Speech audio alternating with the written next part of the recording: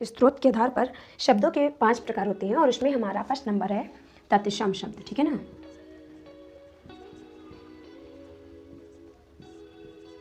तत्सम शब्द, ठीक है। तत्सम शब्द किसे कहते हैं? तत्सम शब्द वे होते हैं जो संस्कृत भाषा में अधिकाधिक उपयोग किए जाते हैं। ठीक है।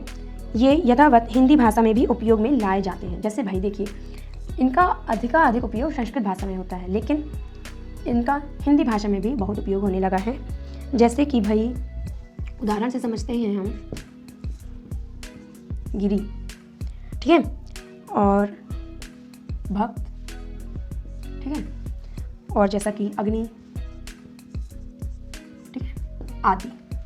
फिर सेकेंड नंबर में हमारा था तद्भव, ठीक है, तद्भव शब्द। ये कौन से वर्ड हैं? इनका उपयोग क्या होता है?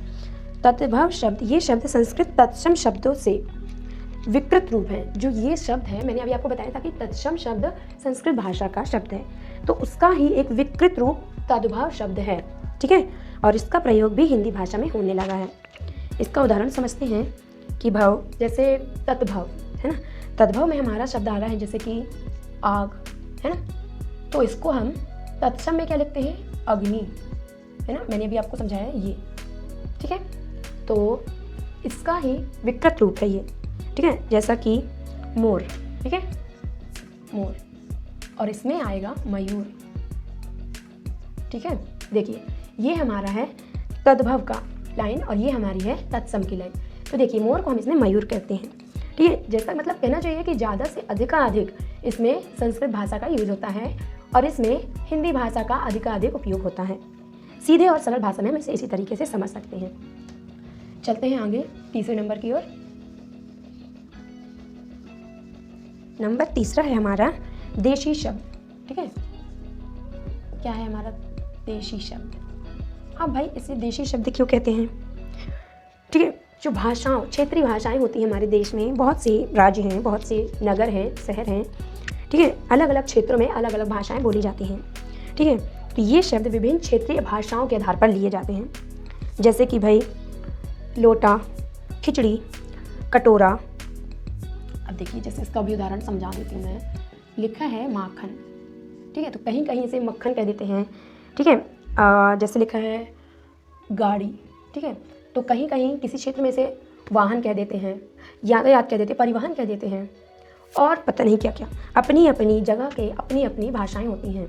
ठीक है, इसीलिए इसके आधार पर हम इसे देशी शब्दों में लिख सकते हैं। जैसे हमारे देश में हम कटोरा को कटोरा ही कहते हैं। ठीक है, लेकिन अदरवाइज मतलब अदर कंट्री में, अदर क्षेत्र में इसे अलग नाम से या अलग तरीके से बोला जाता है।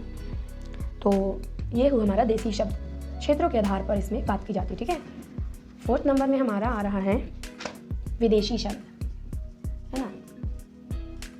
हम ये पढ़ रहे हैं स्रोतों के आधार पर शब्दों के प्रकार, है ना। विदेशी शब्द, अब भाई विदेशी शब्द किसे कहते हैं? ये शब्द विदेशी भाषाओं से लिए जाते हैं।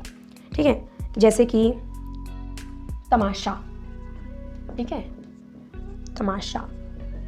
हम जैसा कुछ काम या कोई कुछ मतलब काम बिगड़ जाता है तो हम डांटते हुए कहते हैं कि ये क्या तमाशा लगा रखा है ना।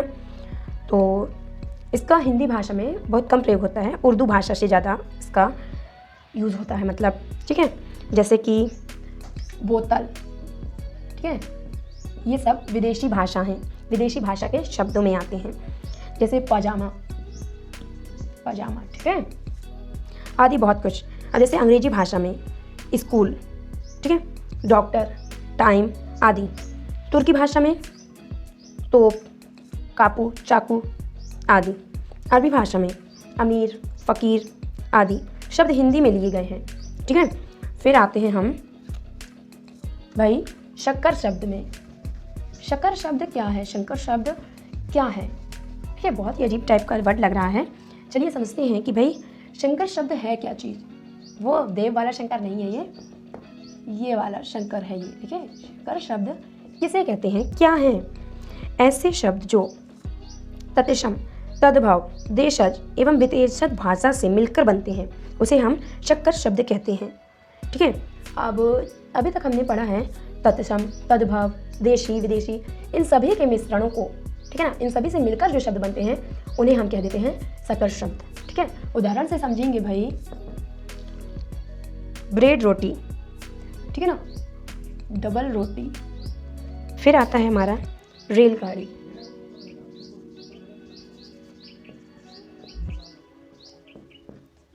रेलगाड़ी, ठीक है।